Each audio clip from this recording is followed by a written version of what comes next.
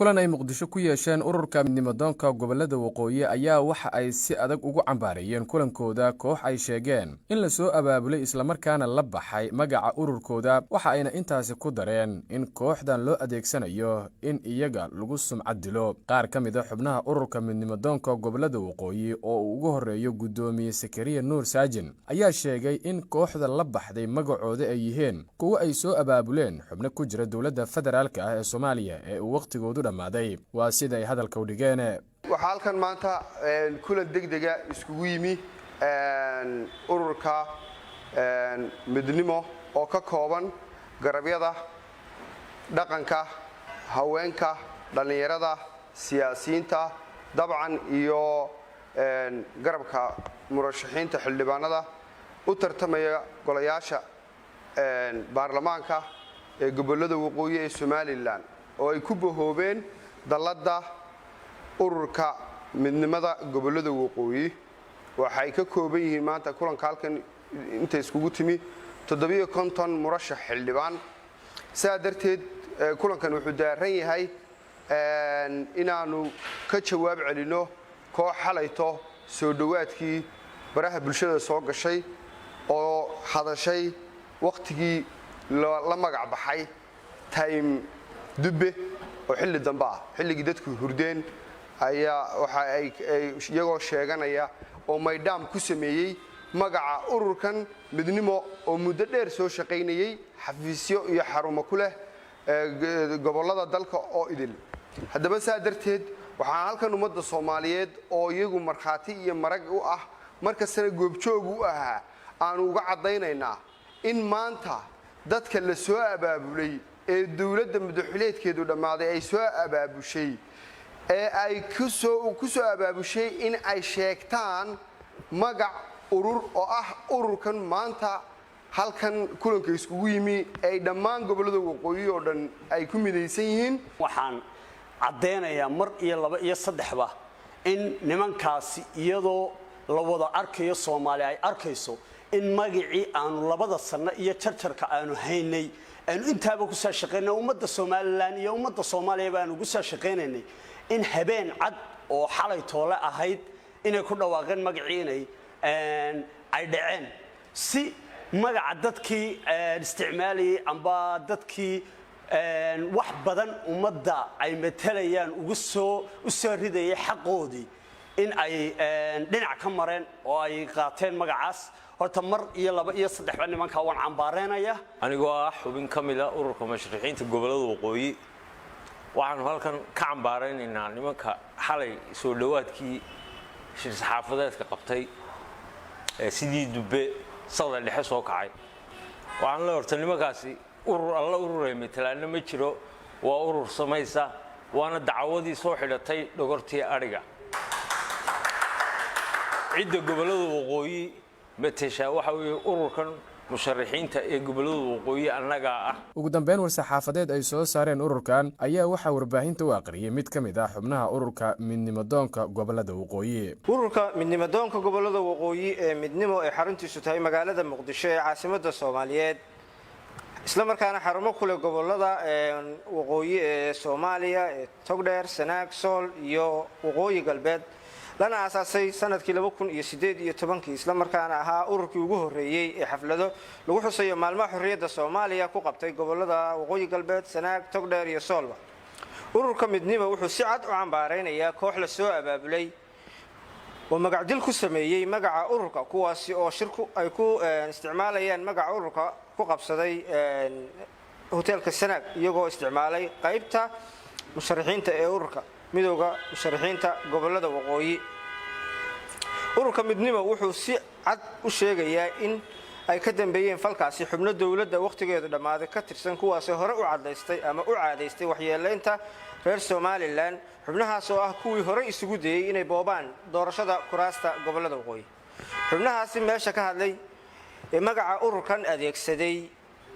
waa shaqaale dawladeed iyo rag ciidamada ku jira oo uu ka mid yahay chief of staff-ka gudoomiyaha maxkamadda sare ee Soomaaliya arrinkaasi wuxuu si cad noogu sheegayaa in gudoomiyaha maxkamadda sare Mr. Baashe Axmed Yuusuf uu ku milmay waaxda fulinta qaybna ka yahay campaignerska madaxweynaha waqtiga ka dhamaaday iyadoo ay ahayd waqtiga uu ku luminayo ama ku dhuminayo ololaha madaxweynaha waqtigu ka dhamaaday iyo magac dilka ururka midnimo inuu geliyo garsoorka dalka oo aynu maanta isla wada aqoonsanahay inuu marayo halkii ugu hooseysay waxaana muuqata inuu Mr. Baasha sii hayo ama kusimo ka sii yahay shaqadii uu Mahdi Guuleed ka tagay hadda waxaan u sheegaynaa cid kasta oo arrimaha Soomaaliya iyo doorashadan qayb ka ah in ururka midnimo yahay urur u taagan dadka reer Somaliland inay helaan iyagoo xor ah doorashada farahana looga qaado doorashadooda oo iyagu si madax bannaan u isu doortaan iyadoo oday iyo waayeel iyo gudoomiyada ugu yeeray Cabdi Xaashi Cabdilaahi oo ah odayga loogu darajo sareeya ururka midnimo wuxuu wada shaqayn rasmi ah la leeyahay gudoomiyaha aqalka sare Cabdi Xaashi Cabdilaahi iyo siyaasiyiinta kale ee reer waqooyi ee aaminsan in reer Somaliland ama waqooyi ay u madax bannaanaadaan doorashadooda sida maamulada kale ee iyo gobolada kale deegaanada kale ee Soomaaliya ururku wuxuu qayb ka yahay halganka dib u soo celinta dawladnimada dimuqraadiyadda iyo sharciga Soomaaliya ee ay hormuudka u yihiin maamul goboleedyada Puntland Jubaland midowga musharaxiinta 2011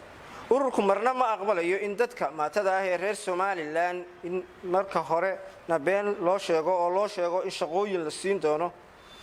isla markaana lagu ilaawo suuqyada Muqdisho haddana uu siyaasi dan leh oo iska dhaadhicinaya madaxweynaha waqtigu ka dhamaaday uu ku awrkacsado hadhowna uu ka dhunto arrinka waxaan u aragnaa bahdilaad loo geysanayo dadka reer Somaliland waxaana ay qayb ka tahay dhacdooyinkii iyo xumaanihii taariikhda galay ee nidaamka farmaajo 4 sano ku hayay dadka reer Somaliland kuwooda Muqdisho jooga iyo kuwooda dhulkii jooga ee uu marna xoolaha ka xanibo marna uu hawada ka xidho marna uu hay'adihii iyo deeqii internationalka ka hor istaago ururka midnimo wuxuu cambaaraynayaa tacadiga cagajugleynta cabsigelinta lagula kacay dhalinyaradii naga midka ahayd ee dhawaan sida nabadgelyada ra'yigooda u cabiray isla markaana sheegay caalamka iyo Soomaaliba u sheegay in reer Somaliland faraha looga qaado doorashadooda oo ay soo maamulaan ficilada kala talisnimo ee maanta Soomaaliya ka soo muuqanayo ee leh iska horkeenka bulsho kala qaybinta xorriyadda dagaalanka doorashadiidka banaanbaxdiidka waxay tusaale u yihiin mustaqbal xun oo soo muuqanaya haddaan maanta wax laga qabanna waxay inoo noqon doontaa faritog dheer bay kula xushaa ururka midnimo wuxuu og yahay in dadaalada soo celinta iyo xoreynta sharci ee badeena dawladdan waqtigu ka dhamaaday horteed ay socdeen lana bilaabay xilligii madaxweyne Xasan Sheekh Xasan yeeshe ka hadalkeeda xilligan ee waliba kooxdan xalay la soo abaabulay ay ka hadashay waxaan u aragnaa olole siyaasadeed waxaan leenahay hal diidaysa geed ku xaqato ma weydo badbaadada badda Soomaaliyeed waxay u taallaa qof kasta oo Soomaaliya waana waajib in wada saaran inaynu af iyo qoraal ku difaacno abaaraha qaybo kamid ah dalkan Soomaaliya ka dhacay ka soo muuqanaya waa masiibo rabbaaniya ilaahay waxaan uga baryeynaa inuu ummadda ka samata bixiyo waxaan aaminsanahay qorshe la'aanta dawladda waqtigeedu dhamaaday inay qayb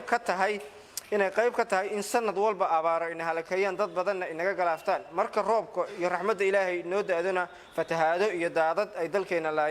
laayeen waxa soo dhan waxa ka sii daran Soomaaliya dhowrkii bilood ee la soo dhaafay waxay gashay abaaro siyaasadeed oo dhaawacay rajadii dadka ay dadku ka qabeen in dalkan dib u dhismo la helo doorashooyin lagu wada qanacsayay la isla ogolyahay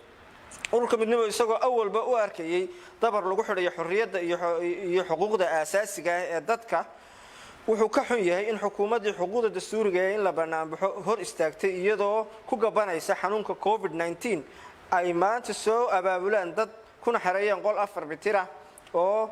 khatar ay geliyeen nafahooda iyo nafaha dadka ay la nool yihiin waana mas'uuliyad darro meesha ka muuqata mas'uuliyad darrada ururka midnimo wuxuu ummadda Soomaaliyeed beesha caalamka u sheegaya in xukuumadda maanta isku dayaysa inay magacdisho ururka midnimo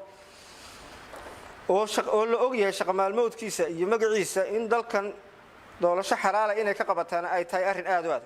ururka midnimo wuxuu ka codsanayaa ra'iisul wasaaraha xukuumadda xilgaarsiinta madaxweynayaasha maamul goboleedyada midowga musharaxiinta iyo daneeyaasha doorashooyinka Soomaaliya in dadka reer Somaliland ay matalaad rasmi ah ku yeeshaan shirka dhawaan ka furmaya xalane maadaama oo aanu doorashada qayb ka nahay leenahay 750 kursi baarlamaan loona baahan yahay in arrimaha iyaga aanu helo cid ka hadasha waxaan aad iyo aad uga xunnahay inaana wax matalaada ku lahayn shirarkii hore ee ka dhacay Dhuusamareeb 1 Dhuusamareeb 2 Dhuusamareeb 3 iyo shirkii 17 September magaalada Muqdisho lagu qabtay oo ay sabab u noqotay matalaad la'aantayadaasi khilaafka maanta ka dhex taagan dadka reer Somaliland ee ah ciddii maamuli lahayd doorashada gobolada waqooyi ugu dambeyn ururka midnimo waxa uu hay'adaha sharciga iyo cadaaladda la tiigsan doonaa cid kasta oo ka dambeysay falkii xalay lagu magac dilay ururka midnimo waxaanaanu u gudbin doonaa hay'adaha ku shaqo leh dacwad arrinka ka dhana waa mahadsantihiin Yuusuf Cabdullaahi Maxamed Goobjoog